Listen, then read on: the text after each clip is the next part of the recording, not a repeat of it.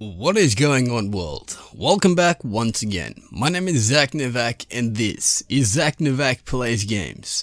In today's video, update 2.4.1. It dropped only hours ago. I did a video on it, however, this is more of an in-depth, detailed review on what is actually available, as well as a rundown of all the information that is available. So, roll the intro. I've got Nightfalls rolling in the background.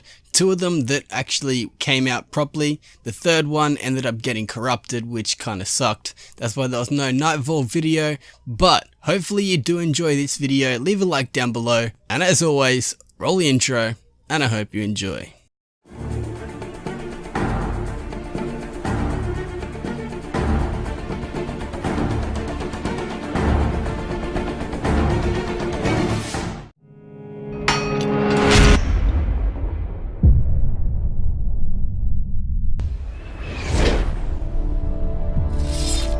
Alrighty, so let's start things out with the items. General items. We've got horn relays from Sparrow Racing League are no longer used to upgrade rare quality Sparrow horns. These are pretty freaking interesting. So, there will no longer actually be the rare quality Sparrow horns in themselves. Something to actually note as a side note, a lot of people have been noticing that there is only two actual Sparrow Racing League horns in the actual inventory. I myself only have two. Don't know what's going on there, but yeah, they'll probably be looking into it. Next up, the items themselves will actually be discarded. So, that is something else to note. So if you have any actual rare quality horns, they'll actually be discarded. Players will receive 15 silver dust as compensation for the change to horn relays.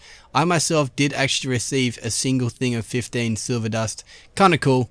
But anyway, fixed an issue where rare special weapon engrams would sometimes decrypt into legendary primary weapons, and I actually had a rare special weapon decrypt into a Hawkman. So yeah, let's just roll that clip quickly.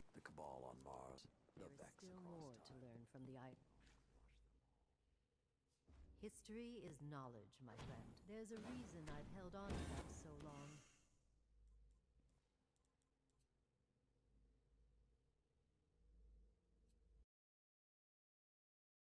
So yeah, pretty freaking interesting. Anyway, Galahorn will no longer dismantle into a horn relay. So I didn't actually know that. Some people were actually most likely hoarding the horn relays just so they could get more silver dust.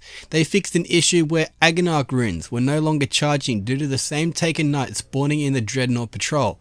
I actually had this issue myself, glad it is fixed. They fixed an issue where the Consumed Ghost Shield did not properly display its spines. So, that I didn't actually notice, mine was still looking exactly the same, but yeah.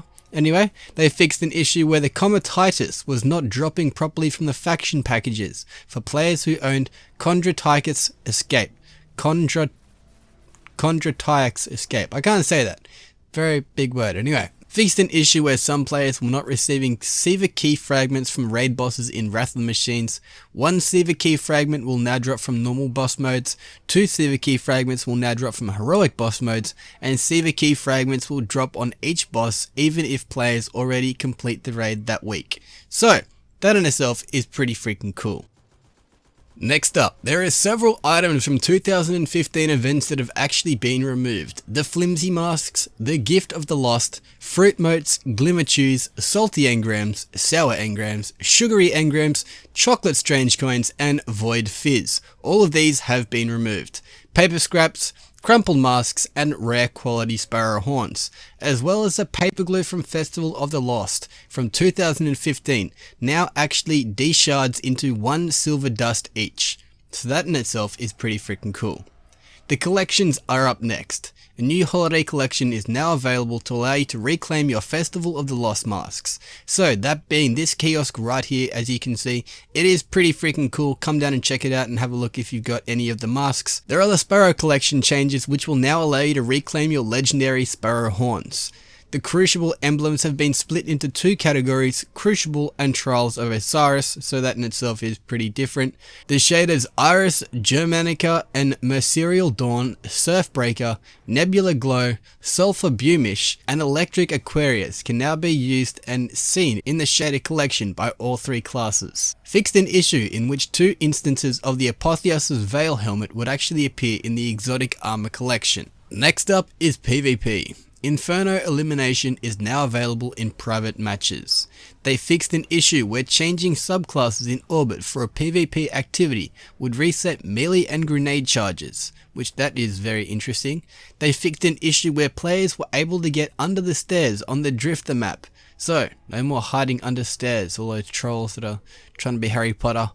Next up, they fixed an issue with the Iron Banner support bounty, which was not awarding 5 points for allies defended. I noticed that myself, glad that is fixed.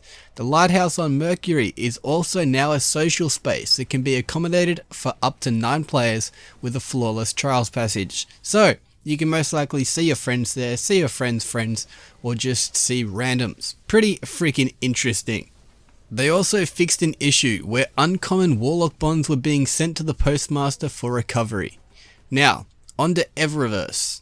Reputation boosters can now be purchased for silver dust as well as silver. So that's pretty cool for all those people that want to waste their silver dust. I don't advise it so much just because, well, you can get reputation boosters anyway if you go through and still complete the Prison of Elders.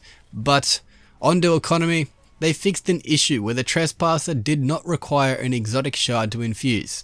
That kind of sucks. I liked being able to actually get my Trespasser up just using actual legendary marks. Does kind of suck that it's an exotic shard, but still, that's kind of cool, I guess. They did changes to increase the light, as we all know, of 385 that took effect upon the release of the heroic mode of Wrath of the Machines. These activities that did change we'll go over quickly. They are the Siva Strike playlists, the Siva Heroic playlists. The first one will drop up to 365 light. The Heroic Siva Strike playlist will actually drop up to 385 light. Archon's Forge can now drop rewards for up to 385 light. Archon's Forge can also drop ghosts and artifacts for up to 400 light. Trials of Osiris, Iron Banner, Crucible and Strike Hordes will also provide drops for up to 400 light. Wrath of the Machines, Trials of Osiris and Iron Banner will now attempt to reward higher light level items on average rewards. So, that is pretty freaking cool. I like that. Mad changes coming to Destiny, big actual changes. There are also changes to packages, however. Vanguard, Crucible and Faction packages will now provide drops for up to 390 light. There is an increased chance of artifacts from Crota's Bane reputation packages, which is Eris. There is an increased chance of ghosts from New Monarchy, Dead Orbit and Future War Cult, Vanguard and Crucible reputation packages. So, big changes. I myself have gotten about 5 ghosts so far today. I like that. It's pretty freaking awesome. Now, blue engrams will decrypt into weapons and armor that are 365 light. Legendary purple engrams will decrypt into 385 light, and exotic engrams will have a chance to decrypt into 400 light level gear. So that is really freaking cool. I'm saving up my exotics until I get to at least 385. I'm 389 on my Warlock, so that is pretty cool. But moving on, there are changes to weapons. They fixed an issue that caused Firefly to activate many more times than actually intended and caused the game to crash. I had seen this on a lot of people's streams and YouTube videos. I had never experienced it myself, but yeah, it probably would be something cool to see. However, the armor. The exotics got changes. The following exotic armor no longer require Rise of Iron and can be acquired through exotic engrams. So that's people that don't have Rise of Iron that can still actually get this. The Astrosight Verse, which is a Warlock helm. The Ophidian Aspects, which is a Warlock gauntlets I am still yet to get. The Thagamizers for the Titan, which was probably the second thing I got. And they adjusted the cooldown perk on the Frosties 5. Or the Frost EE5 if you will, Hunter Exotic Legs to no longer interfere with the base cooldown provided stats the player actually has. So, that in itself actually is pretty cool. It means that there are changes to the actual gunslinger side of things. I have tested it out and it does actually have a very big difference. I'm going to do another video on the Frost EE5 and actually tell you guys what it's like from now. But, we finally have UI fixes. They fixed an issue with the roster previews for the following emblems: Memories of Iron and Shield of the City. So, that's pretty much it. There wasn't very big changes there. Eververse has sections of emotes now displayed as emotes 1 and emotes 2. They fixed an issue with the Taken War Heroic Strike playlist tooltip incorrectly displayed, plus 10 legendary marks as a reward. You do not get them if you do that.